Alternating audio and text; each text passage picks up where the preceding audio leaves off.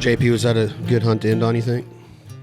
That hunt was great. I had so much fun this morning. I just couldn't believe it. The wind was at our backs, the ducks were coming in, and it was just literally the best day, most fun I've ever had duck hunting. You said that about 10 times in the blind. Yeah, it's true. I couldn't believe it. I was just laughing and having a great time. And Rocky hunts ducks enough in California, and so does Monty, and I just remember all the conversations that I have, and no matter where you're at in the country, even if it's Canada, a lot of people always tell me, man, I just can't wait for that ducky day, that stormy, overcast, low ceiling day. And I'm like, I used to think that way, and I've been educated a lot on it, that if you don't have sunshine and some cold weather and a nice little 10 to maybe 8 to 12 mile an hour breeze behind at your back, ducks just don't act like ducks. And today they did. We had some white cheeks, we had some Rossy-bills, and we had a lot of teal, Rocky, do it like American puddle ducks do. Would you agree? Yeah, today the way that they were hooking around, and they would come over on a high pass, and then some of them would drop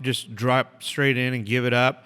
Then the other bunch would come back around and hook in and then just feet down and set right into the decoys. I mean, some of the shots this morning were at 10 yards. I mean, in our face. Less than 4 yards. 4 yards. I mean, they were right there. They were right Lots on of the them lip were. of the blind, in the decoys, in the hole. And Here's what today did for me, Rock. I'm going to go back because I'm committed to come back here. I loved it. I was so relaxed here, and just what Monty and the guys do, his crew's unbelievable. I want to come back, but I want to go back, and I want to do a forensic audit on the vocabulary of South American Argentina ducks. I want to learn how to call them, because today I felt like they were responding to a call. Yeah. I would do a little and I hear Rocky was whistling, and it sounded like a California duck blind. And I want to go back and find out, can you use a caller, an apparatus, or a tool to call these instead of, electronic e-collars are legal here for duck hunting, which they're not in the States. That's fine, but I've made it a personal challenge now. I want to go back and learn how to use a mallard single reed call to communicate with these ducks, and the widgeon whistle, the teal whistle, everything. Because to me, today was a duck hunt. It truly was a bluebird sky, wind at your back, sun at your back, cold day. It was 2 degrees when we got out there today. Monty says that you double the Celsius, which 2 plus 2 is 4, and then you add 30. So it's 34 degrees today, and it stayed that. When we got out of the blind, it was still just 3 degrees Celsius. So 3 plus 3 is 6 plus 3 is only 36 degrees when we got out of the blind. Guy's a wizard. He's a wizard. So I want to go back, and today really was such the perfect hunt in on. Not that we killed 100 ducks again, not the laughing was contagious again, but I really was like, I really think you can do this and vocalize with them, communicate with them, and see them work like ducks. It also humbled you because, you said it many times in the blind, those Rossy-bills, when they come in and you think they're going to sit right in the hole at 10 yards, by the time you say take them, they're at 40 yards. I mean, they're sporty, hard shoot, 100 miles an hour. So not only was it fun, it was perfect. Communicate with them, though. But we did, and I'll never forget this, because we've been hunting for 4 days, and you get Rossies at some point every day, and some more than others. But there was that one group. They came in, and they dropped right in, and they did it like they're supposed to, and we just cut them down, and it was a perfect, last day hunt, right? You just, all week long, those Rossies did exactly what you said. They'd fake you out, and then they finally sat, and we hammered them, and it was just, awesome. Awesome. I wasn't getting stressed, but I just knew every time that I would get ready to call the shot, I was like, I'm going to make a mistake, because if I call it too early, they're too far away. Right. If I call it too late, they're gone, and I'm getting my ass ripped by somebody in the blind. And then somebody's shaking their head at me like my dad used to do when I mess up or not do something right. And then when you think you got them and their feet down, cupped up, just doing what a duck should do, and you still say get them, it's like they got this what's nitrous? Yeah, it's like nitrous inside of them that just and they're gone. Yeah, they're turbocharged. They are turbocharged. That's why the number one duck in Argentina is the Rossy-bill, because they are really hard to kill. They're a big duck. They're a little bit bigger than the mallard, and they have a brain on them like I don't know what, but it's amazing how smart these. We'll talk about that brain, because today you compared them to having a sixth sense or being like a lion or a tiger in the jungle. I mean, they just have a survivors. natural instinct, because I'll guarantee you, many ducks as you killed, 90% of those ducks have never been shot at. Have absolutely. Between here and Brazil, where they come from, there's only like 6 outfitters. And there's no possible way that the hundreds of thousands of the ducks they ever been shot at. They've never, and it's illegal to hunt in Brazil, so they don't get hunted in Brazil. The Antares is the first province they get shot at. They're in the rivers, and there's like 4 outfitters up there. They're just not that. There's not that much instinct. It's just born instinct. It's just bred and born from them. And let me tell you what, they are absolutely the smartest duck I've ever seen in my life. And we all are big mallard hunters. They're a smart duck, but let me tell you what, Rosie's bills will work circles around them. I would bet their eyesight is probably Oh, bar none. I think they're picking things off, and they probably just see better. And That's a good point. They're probably I right. hate to say that they're. Rocky made a comment this morning when we were walking out to the blind that he felt that the Rossy-bills were already educated on the spinners, and I saw it today. Like they might be like that smart to where usually ducks take a few months to get customized to or educated on a spinner wing. You're saying these things never see many decoy spreads, and they don't. They don't. But they're not. You would think that they would see those spinners and those ripples on the water today, and every single one of them finish right in front of you. And they don't. They just pick you apart. But if their brain has evolved like what we're starting to think that it has, then as they get closer, it's that constant. They know it's not right. That's not right. Something's wrong. But they see it. They love it. They come. They get to a certain but point then and they it's shut just a boom, and look how long it took the mallard to truly get used to them. It takes them literally 60 days during the season. But here, man, like Monty's saying, there's just nobody hunting here. What is it? I mean, we can, discuss this probably for an hour, but they are. I mean, at the end of the day, they're smart. And I think next year when you get the Mojos that have the remotes. Well, another thing we're going to do next year is now we analyze when Segundos goes out at the nighttime because we don't know what blind. If you guys are going to hunt in the morning, we wouldn't know what blind you're going to hunt until Segundo come back with tonight. We're going to determine that on how many ducks he counts. He counts ducks every night on so many different ponds. And so we watch them preseason. We watch them, and each one, we rate every one of our blinds. And we watch them with binoculars. And when those Rossy-bills get in the water by themselves, it is like a waterfall. They throw water up, they flap, they're so aggressive. So next year I'm going to use the Mojo thrashers and pumpers. So if they start flaring from the spinner, we're going to shut them down. I'm going to have all this action throwing water up that and see if that works. It might make a whole bit of difference. Might do it. Yeah. I think that, as a duck flies over water, we talk about in the States all the time, is there's what is realistic water. Right. Ducky water is chocolate milk. It has ripples on it. Right. And there's always action because even when a duck's sleeping on water, he's still moving his feet. When he's swimming, he's kicking up sediments. When he's diving his head under to eat, he's kicking up sediments. So that, it's like a washing machine. It creates that swirl effect and it gets chocolate milk. That's why your jerk string creates ripples. You never be afraid to get up and walk through your decoy spread and muddy it up a little bit or have your dog run through it and muddy it up. But so that might be something to where wonder what, from their bird's eye view, and Rocky talks about their vision, maybe they are the ultimate duck. Maybe they are the high end of the food chain when it comes to wild ducks, because I've never seen a duck so committed at 80 yards and so gone at 40 yards. Right. They're picking something out, and it's not us. It's not like we're up there. We know how to hunt. We're hiding. Our blinds are awesome down here. Awesome lines. And as it got harder and harder, we got smaller and smaller and hid better and better. It didn't make a difference, right? But the thing is that I could see him being educated if you heard other gunshots. This is our 4th day. I didn't hear any other gunshots. No, there's nobody hunting within 3 hours of here. Yeah. There's not Nobody one. even drives on the roads. No, there's not. I saw that one vehicle this morning, and I thought we were going to have to alert the Argentina Coast Guard here, because who the heck's coming in on us? But it was just some dude driving to work. But we saw one vehicle in the morning. The cool thing about today was we've probably killed all the same ducks, give or take the percentage of them on every given day. But that one duck, the cross mallard, Oh, that's right. I forgot about that. gargantuan.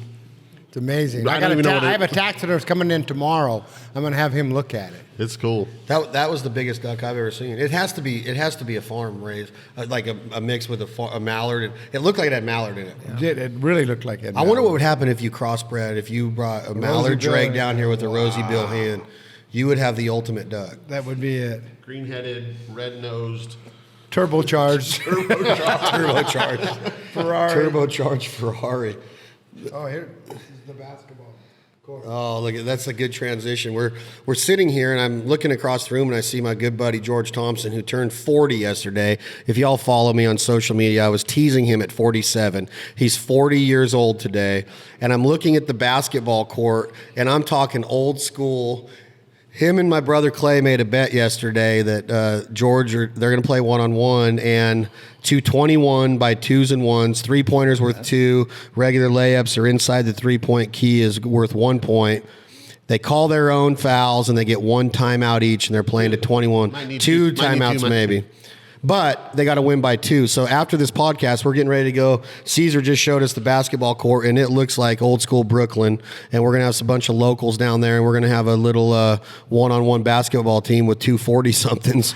This is going to be if there's any physical therapists around this part of Argentina. We got her lined up. We got her lined. We Pasteur, if you got any orthopedic surgeons or therapists, right, JP? We're going to need some groin. We're going to need some ace bandages and some ice bags. Yeah, this is going to be a battle royale. I think what they really need is some icy hot all over their bodies because they're going to be needed. That would have been the right bet, that George had to give me a massage with icy hot on my bad. George, do you want to change the bet? So what? Having to rub He's so low Chad key. down with He's icy so- hot. It's like he's in this, he was so mouthy last night. I think he's like a UFC fighter. It's fight day, so the crap talking's over. And he's going to surprise everybody and just jump out of his shoes and slam dunk it on Clay like 10 times. Yeah, he looks locked in. Look right at now. him. He's locked and loaded. Do you think he's on his phone right now Googling how to dribble?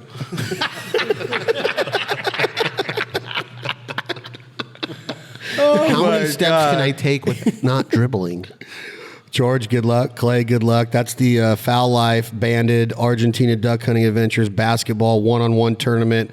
It's July 2018 in the town of Pasteur in Buenos Aires province. So we got that coming up. We got that to look forward to. On the subject of athletics and competition, our good friend and our homie Chad Money Mendez from the great state of California had some success against Miles Geary the other night on his comeback fight in the UFC. We got to watch it down here. Monty got us set up. And even though the commentating was in Spanish, we understood knockout. Congratulations, Money. What'd you think of that fight, JP? It was awesome. That one knockout punch was beautiful. I mean, he deked him into it, got his head down, and just connected, and it was lights out. He threw a right jab, kind of like a right cross, and then that guy kind of bent down, and he had that left cross coming, and just right on the dot. What's really cool, if you do follow Chad on Instagram, he shared a little video from one of his guys that showed him training. And it is exactly what he did in the fight. Yeah. It was 100%. It was perfect. I mean, the fake little short right, and you see in the training the trainer who I think it was Joey Rodriguez. He drops his hands a little bit to the right on the fake, and he goes, okay, kind of relaxes, and that's what Jury does apparently maybe in his films that they saw. Yeah. And he did that little fake right, and at the same time come up with that left, and exactly what they see in the training is the exact move what knocked him out. That's so cool. It's when training happens, and in the live main event, that's pretty sweet. And the first thing that he texted me after the fight, Traeger had a huge after party. They barbecued. They threw down for him. Chad Ward was out there, and Benny and Kendrick out of California. They cooked up a bunch of brisket and butts and everything for him. The first thing he texted me, when are we going hunting? I mean, he just freaking won a fight in the first round. And Rocky, talk about that a little bit. You've hunted with Chad Mendez. You've seen how he is with your kids. Yep. It was cool for you to see him in action finally and see some success, yeah? Yeah, I didn't know him before, when he was fighting. And so now to see him on TV the other night, that was really pretty spectacular. And to know how, dedicated he is to hunting and, to youth and so forth, it was really cool. Yeah, he's just one of those guys, and I want to bring him down here. He's one of those guys, Monty, that everything he does is with passion, and he's famous, and you would never know it. He's just a cool dude, man. He just trains hard. So, Chad, Money, congratulations on your success the other night. The road to the title is in full effect. We talked about it on This Life Ain't For Everybody podcast a couple months ago. We both agreed, Mendez, that it's your time, and I know that you're on your way to the title. So, future UFC champion of the world, Chad Mendez, congratulations.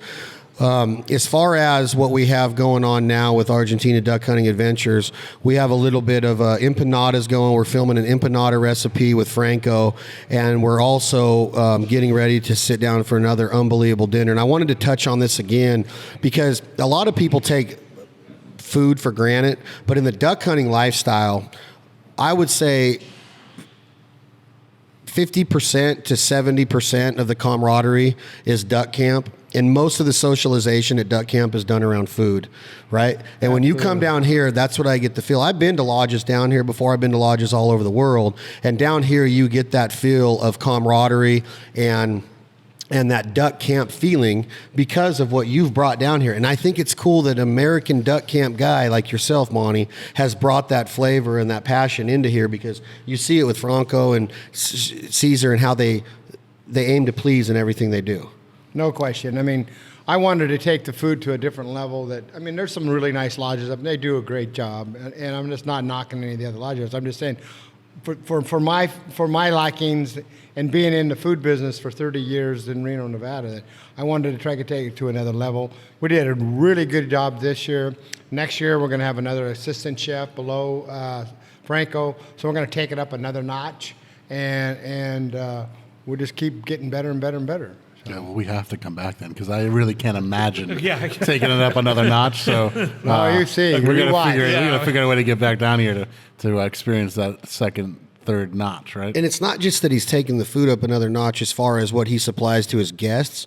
Monty, talk a little bit about the support of the local economy. I mean, every single thing that you serve here is from right here. Every single thing. So, and I made it a point that, so we have all fresh salamis. Well, a local guy here in town makes all our salamis for us fresh.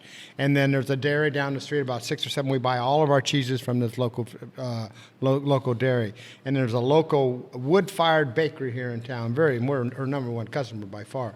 And she makes our bread 3 times a day. And then we have a little local butcher shop in Lincoln, and Franco and I go buy the meat every 15 days, and then we cryovac it and we age it in our coolers. So grass-fed beef is a little stringy. I don't know if anybody knows that, but grass-fed beef right off the counter is a little bit stringy. So I age it for 15 days. It gives it a little bit more of flavor, a little more better of a texture. And so everything we age 15 days. You notice the coolers with all the cryovacs in there, we age everything. Hernan's going into town tonight and do all our shopping for tomorrow, because I have you guys here and another group of clients coming in at noon. And we just kind of do it a little bit different from my dad being in the grocery business, me being involved in the meat departments, and my history in the casino and restaurant business. I kind of just do things a little bit different, and I think a little bit better. So you have a huge passion for duck hunting, Monty. You're very successful in life, but you don't hunt down here much. I know you get to shoot a little bit, but I've been here 5 days. I haven't seen you even touch a gun or pull a trigger. Why do you do it? Do you like seeing the smiles on our faces and your clients? Are you aiming? Is that what your goal is? Is just to make sure that you give something to somebody that they would never get anywhere else? Or no, I'm both. I've shot over 40 days this year, so I mean I shoot a lot. But just for you guys, as many guys you had, having one more gun in the blind, these ducks are so darn smart down here, I didn't think it was necessary for me to be in a blind. If you would have had just you and JP, I would have definitely been there in a blind with you every day. But you had enough guys there, you had enough camaraderie, you had enough everything there. I didn't need to get involved in that. The week before, I shot every single morning, every single day. I shot with Richie 9 days, morning and night. Beginning of the season, I shot a lot. So I still, trust me, I'm not going to do it and not do any hunting. I love it. There's a passion. I love building this lodge and making things perfect. But I still do a lot of duck hunting. There's no 66 years old, and you've been there, done that in a lot of areas in life, and duck hunting still does it for you. Yeah, I do it. That's my whole deal. I hunt every single day in California. I'm a member of the Wild Goose. We hunt 3 days a week. I do not miss a day. And then usually in January, I go to Hagerman and spend the whole month with John and Richie. This year I can't because of the SHOT Show and my involvement in Argentina Duck Hunting Adventures. So I have to kind of break it up. I'll go up there for 2 weeks and go to the SCI and then probably go back to California and finish out the season. And speaking of California, Merlo, how do you see this playing out with CWA, and what are you going to go back and tell John and Scott and the board as far as what Monty's got going on down here and how we can figure the association out, because to me it's cool that he's a California resident. He's from Nevada, but he's got a place in Calusa. He's a member of the Wild Goose and the historic Butte Sink, and now he's got this world-class lodge down in Buenos Aires. What are you thinking? I know your wheels are turning the whole time. Like, what are you thinking? Well, it's like we've been discussing. It's just in the middle of the summer when it's 105 back home in California, you're sitting there and you're wondering where can you go. Well, heck, it's head to Buenos Aires. I mean, you're starting to look at the magazines are coming out. All the new ads are starting to show up. You're starting to feel the itch to go duck hunting. You can come down here and just have a smashing time. Buenos Aires was beautiful where we were at, where we stayed that first night. The food's amazing. Then you come here, you duck hunt for a couple of days, 2 to 4 days. The facilities here are amazing. It's beautiful. You could bring your girlfriend or wife along with you. They could stay in Buenos Aires for a couple of days and shop and do all that and see the sights. Guys could come out here. I mean, it's an awesome summer deal. You could bring your kids out here. The young hunters, they could come. They could shoot it up, and get on their aim and, learn some, of the skills that need to be in shooting and swinging. And these ducks are great target practice for them, to learn on. Yeah, I have one group that brings his son every year, and he's been coming for several years. Young kid. Now he's a hell of a shot because he spends the week here. And 3 years ago, he couldn't even kill a duck. Now he's a killing machine because he comes here, and his dad will give him 5 boxes of shells in the morning and 3 boxes of shells at night, and just go for it. And he's standing, little kid, he's standing right there, and you can't do that anywhere. No, you can't do that. This is a 15-year-old's paradise. I mean, you think about it. No question. I mean, it's like I'm saying what I said 3 days ago. I think on here, once you leave this house, it's like back when I was growing up, leaving Durham. Driving out to Llano Seco or the Adams Ranch, Rancho Esquan. I mean, the roads were dirt, and they're all kind of rutted up, and the grass grew right up on the edges. Roundup really wasn't a chemical at that time widely used. And so, I mean, we just had lots of vegetation. And the pheasants, they're purdies here, but they're running on the road. Back home, we had the pheasants. Ducks are sitting right along the ditches along the roads, jumping up. We're driving out today. The birds are just kind of flying all around us. I mean, the hawks were in the air, the egrets were around, the swans were out, the ducks were just sitting right there in puddles, like I just said. It was amazing. And California duck hunters, I think the message that I'm going to tell everybody is that this is what it was like 50 years ago, 60 years ago. My generation barely can remember it or didn't get to experience it. But now they're at the age, and if you have the money, like Chad was saying, you need to come down here and see what it was like. Save up. Here's the message that I got. Here, read this, JP. I want you to read it out loud into the microphone. This is really how Rocky feels about this place. When I saw this today, I knew that Rocky's been touched by this place. So this is what traveling abroad or traveling 6,000-7,000 miles to come and do what we get to do in Arkansas, California, the Eastern Shore, Idaho. It doesn't matter where you're at. And I've always preached, Duck Camp America is special. Now Duck Camp South America is special. And just read that out loud, word for word, of what Rocky posted today. We started off as a mixed bunch of guys who knew each other through Chad, then traveled as a team 7,000 miles to a duck camp out in the middle of a beautiful country in South America. Now, after 5 days of hunting, 2 cases of wine, I'm going to add maybe more than 2, 76 cervezas, and maybe a few more than that, 6 cases of ammo, and 4 square meals a day, I can say I've added the men in this picture to my family. Duck hunting is the only hunting or fishing sport, bar none, where you can build lasting bonds so fast. Thanks, Monty, for showing us a killer, amazing time.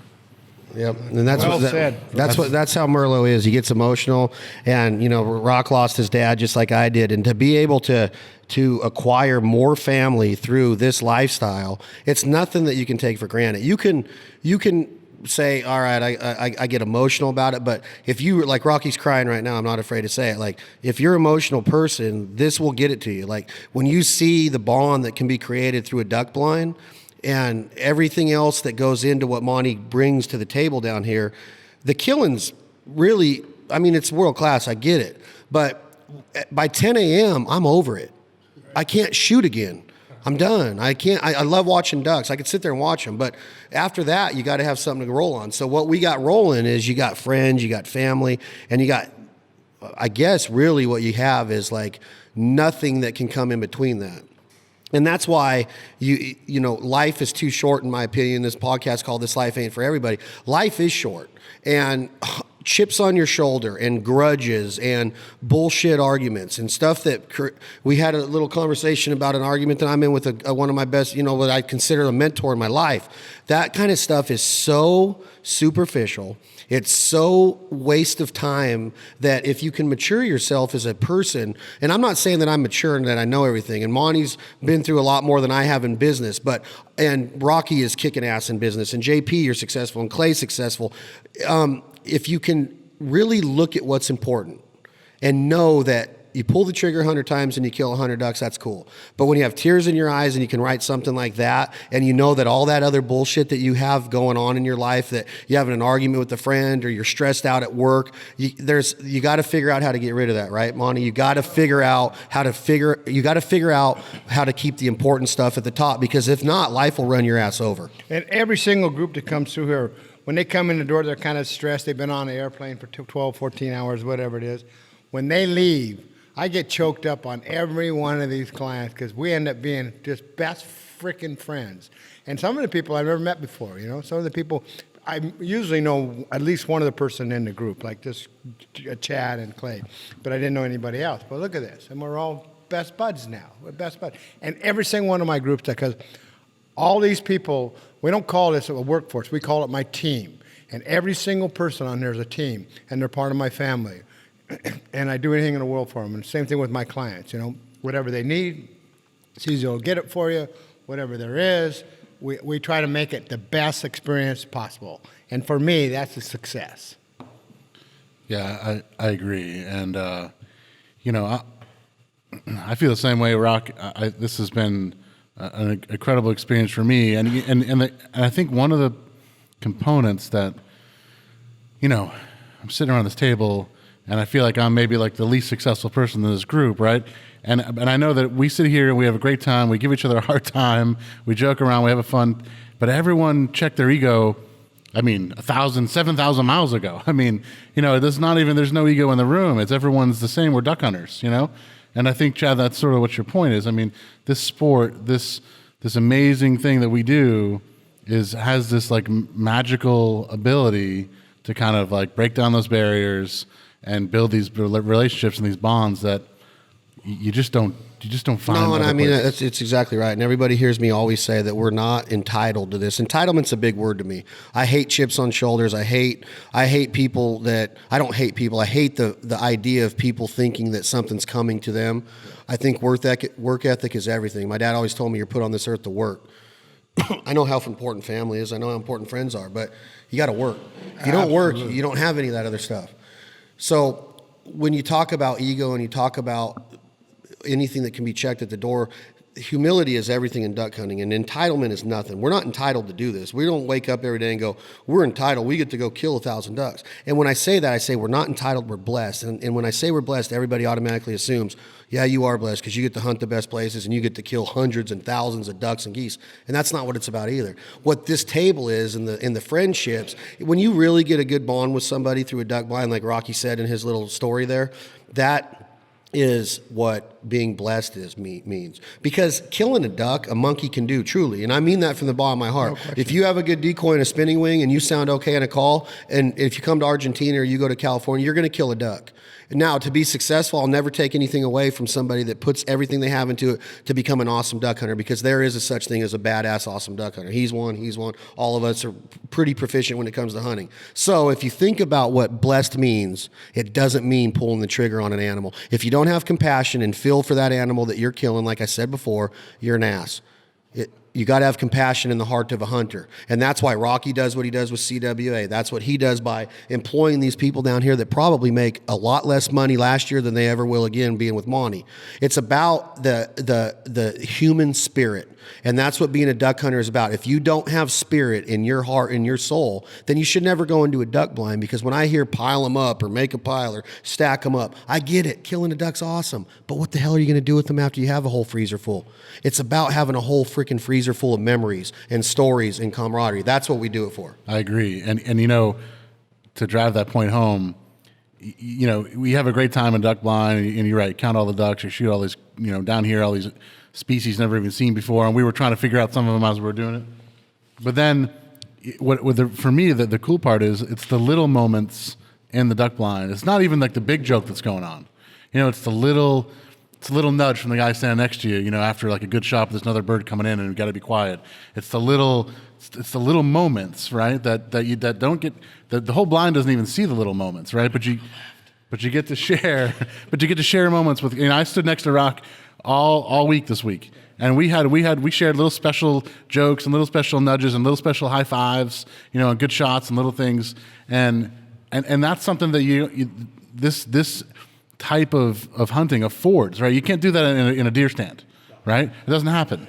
And so, you know, it was cool. And stand next to Clay, the same thing. I mean, we had little side jokes going the whole time and making fun of each other and making fun of everyone else, but it wasn't always part of the big joke, right? It was like the guy standing next to you, and you share those little special moments.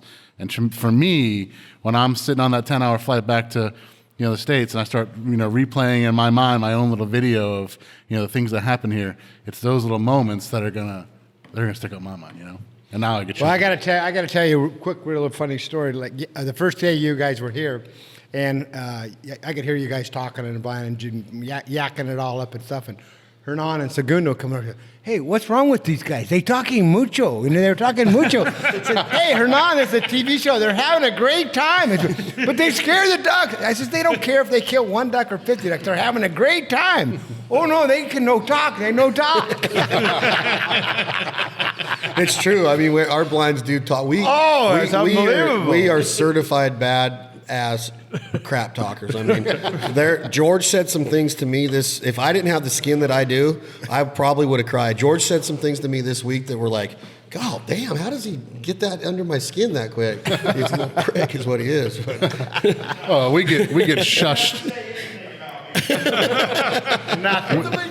But we get shushed just as much, though. You know, we're having a good time, and all of a sudden, I understand. Well, no, but even in a joking way, like, come on, just quiet. Yeah, and then we just talk louder. This place is special. We could talk about it all day. And, you know, what Monty has done for us to bring us down here, what you just read that Rocky says, Rocky's 51 years old. To have that effect on a 51-year-old soul, and Rocky has duck hunted more than anybody at this table. Maybe not Monty, but he's hunted as much as Monty in 51 years. His dad was a trailblazer in the Butte Sink at Rancho Esquan, friends with Ken Hoffman, the California Waterfowl Association. Larry Merlo, you know, planted the seed in Rocky like Rocky's planting in Joey and Rico. And that he's been there, done that. So for us to come down here and be able to leave with us going, holy shit, that was unbelievable.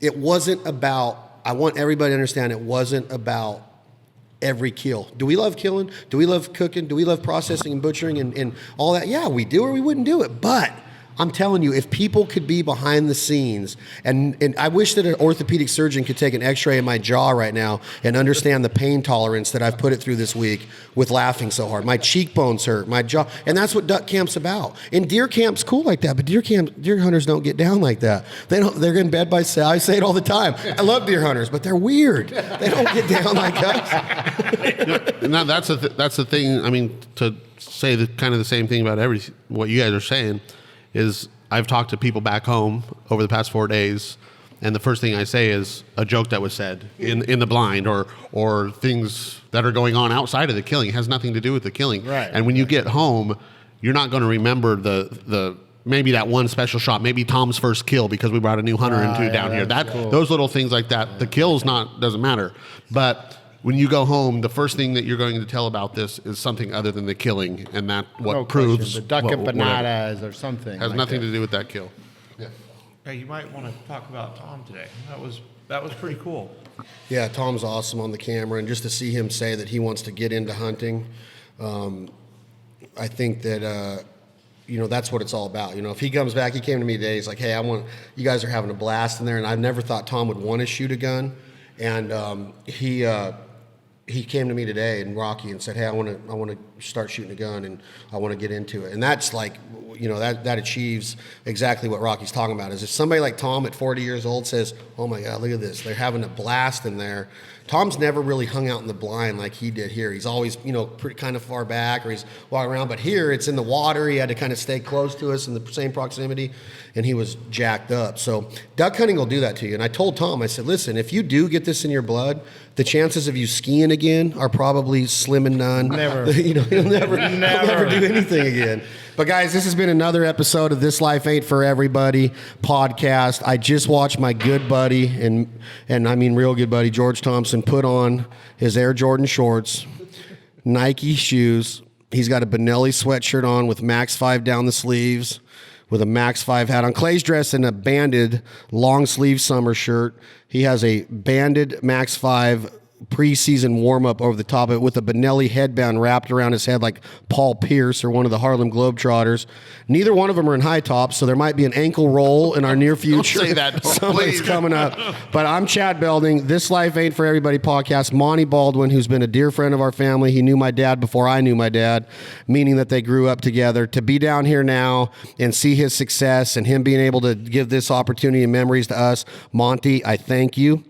Rocky, I thank you as one of my best friends and mentors. You kick ass in life. I love how you father, and I love how you treat everybody that you want to get involved in this lifestyle and sport, from women to kids to get somebody like Tom Rashashin. JP, we've become brothers because of a gun, the Benelli gun. We'll never, ever not be brothers again. Me and Clay are brothers, and duck hunting has brought us closer. The Foul Life and Bandit has brought us closer. Our brother Clint, we get to work together every day. We hunt together almost every day. We get to raise our kids in the woods, in the fields, and the reservoirs, on the float tubes and the boats. It's the best lifestyle in the world. Nobody can ever take that away from us. Again, we're not entitled. We're blessed. New episodes of The Foul Life airing right now on Outdoor Channel. Thank you guys so much for your support. Check out Argentina duckhuntingadventures.com. Book a hunt. Come see Monty. Come see Franco. Come see Hernan. Come see Caesar. Every single thing that they do down here, including Segundo, their lead guide, is first class. You're going to have unbelievable hunts, unbelievable meals, the lodging, and then most importantly, the memories and the brotherhood, the bond. Bring your family, bring your kids. I'm Chad Belding. Thank you for listening. This Life Ain't For Everybody.